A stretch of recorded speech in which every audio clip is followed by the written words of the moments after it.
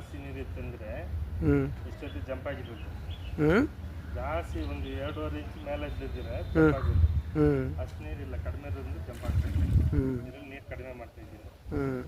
ಇಷ್ಟರಿಂದ 2 inch ಬಂದ್ಬಿಡುತ್ತೆ. ಅದು ನಿಮ್ಗೆ ಗೊತ್ತಾಗತ್ತಾ ಅದು? ನಮಗೊಂದು ಕ್ಯಾಲ್ಕುಲೇಷನ್ ಇದೆ. ಇದೇ ಪಾಯಿಂಟ್.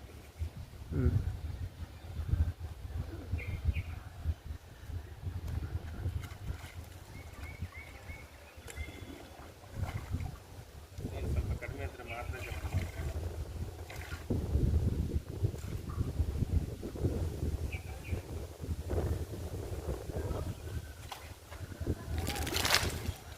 ಇದೇ ಪಾಯಿಂಟ್ ಸರ್.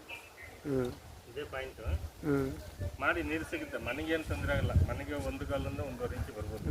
1 ಇಂಚ್ ಗ್ಯಾರಂಟಿ ಇರುತ್ತೆ ನಿಮಗೆ. ಅದ್ಮೇಲೆ ಬರೋದು ನಿಮ್ಮ ದೇವ್ರ ದಯ. 1.5 ಇಂಚ್ ಬರ್ಬೋದಾ? ಅಷ್ಟು ಇದೆ. ಹಾಂ ಸರಿನಾ?